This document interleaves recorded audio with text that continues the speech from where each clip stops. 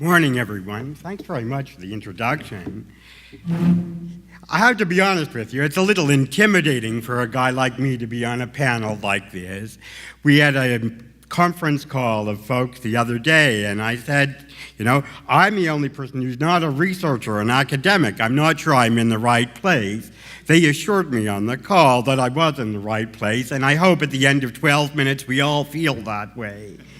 I want to talk a little bit about the UN Convention and how I think it can be a useful tool as we move forward to develop the bold vision that Michael and others have talked about this morning. Before doing that, I always like to start off talking about the CRPD by talking about the actual purpose, because it's really the boldest vision of all. And I just want to read it here in case there are folks in the room who can't see the screen. It says, the purpose of the present convention, and this is the quote, it's the first article of the convention. It said the purpose of the present convention is to promote, protect, and ensure the full and equal enjoyment of all human rights and fundamental freedoms by people with disabilities, and to promote respect for their inherent dignity.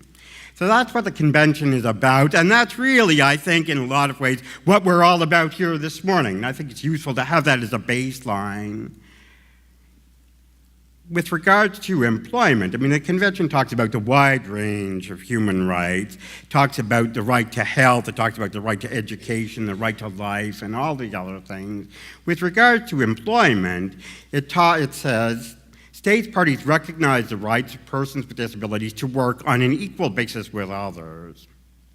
This includes the right to the opportunity to gain a living by work freely chosen and accepted in a labor market and environment that is open, inclusive, and accessible to persons with disabilities. So that's a kind of background of what the convention talks about and what it aspires to. And what I want to talk about for the next few minutes with you is how we're trying to apply that here in Canada as we move forward. Because as you all know, we ratified the convention in 2010.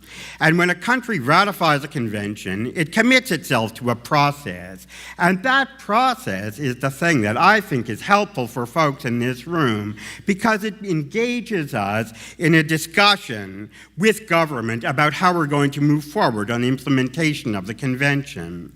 So we ratified the convention in 2010, commits us to a process, and that process at the international level is a reporting process. As I've outlined it here, we're just at the end of a cycle of this, and I want to talk to you about what that has meant in terms of discussion around employment. But first of all, let me just highlight the process.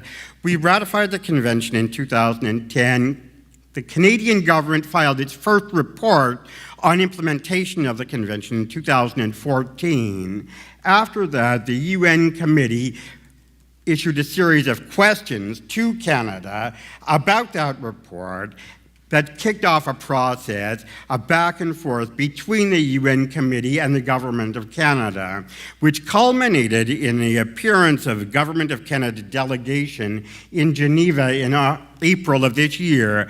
I was at that meeting, as were many folks in this room, and certainly part of the discussions that we had there related to Article 27 of the Convention around employment. And what I want to do is take a specific piece of this as an example to show you how this can be useful in terms of having some very substantive and concrete dialogue with government around specific points of policy. Because yes, certainly we know an awful lot about the situation of people with disabilities in the workforce or out of the workforce in Canada, but the challenge becomes how do we engage government in a discussion about that to move forward to the bold vision that we all aspire to.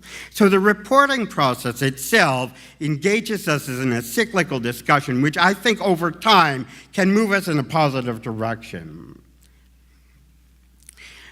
So I was thinking about this yesterday as I was putting my comment together, and if you look at the actual report that happened and the back and forth discussion, there are pages and pages of discussion about employment and employment policy in Canada around people with disabilities. Now, I decided to just take one specific question that the committee asked of the government after we filed our report and follow that through the process to show you how it plays out, and to then suggest to you that you can go back to these documents, which are all publicly available, and use them for your own purposes as you try to move forward. So, the committee asked a question in a list of issues that came out about a year or so ago. It says, please give us an update on further measures taken to increase levels of employment by persons with disabilities, including persons with intellectual and/or psychosocial disabilities. Now, that's a pretty high-level statement. I mean, it's a pretty general kind of thing. And it's the kind of thing that you see happening at the UN. But in any case, what happened after the committee made that question, after they wrote that question, the government had to respond to it in writing, but also civil society responded to this in a parallel report. And this parallel report covers the whole range of the convention.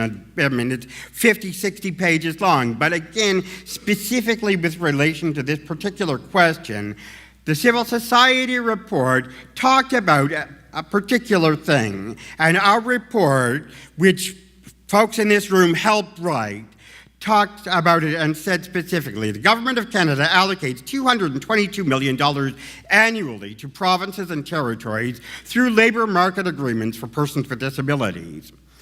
The Government of Canada indicated in their report that a new generation of these agreements will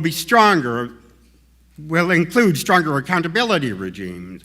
But our report also says, while well-intentioned, the Government of Canada has little or no control over the allocation of the resources within the LMAPDs. So there's a real detail in the report, in the shadow report here, that allows for some substantive discussion. And the shadow report goes on to make a recommendation. It says Canada must develop a reporting mechanism that includes indicators of effectiveness in the initiatives undertaken through programs funded by LMAPDs. So what I'm trying to get at here is you have this high-level UN language about tell us what you're doing around employment for people with disabilities, but then through the reporting process, we can really drill down and look at some specific things and engage government in a discussion about this and make some specific recommendations. So that's a recommendation that we made. We went to Geneva, civil society met with members of the experts committee. The government had a dialogue in public with the members of the experts committee.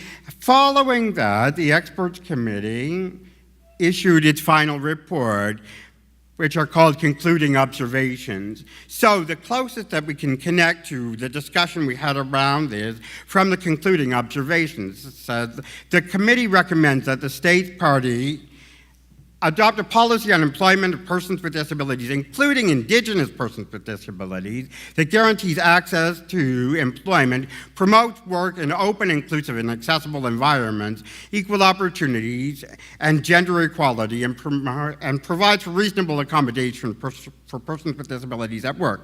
Again, it's at the high level, right? But you have that high-level concluding observation, but that's not the end of the story, okay? The end of the story is meetings and discussions like this, talking about action planning, talking about how to take these things forward, because this cyclical process of reporting is something that happened in Geneva earlier this year, but will happen again in Geneva in 4 years' time. And we'll have to talk about movement that we've made from this time until that time. So, action planning that we're engaged in now and will continue to engage in can be around development of this. With this specific reference, we can talk about development of a reporting mechanism that includes indicators of effectiveness for the initiatives undertaken through programs funded by LMAPDs.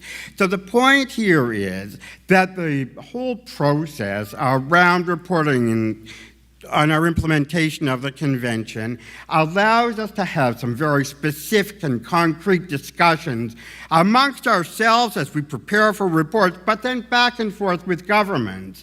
And I think it gives us a lot of legitimacy as a community and as people who are working to advance the cause and to get to the bold vision that we started off talking about here this morning. So I would urge you to look at the reports that have been developed around the UN Convention and to use those things as you move forward in your own efforts to advance the cause.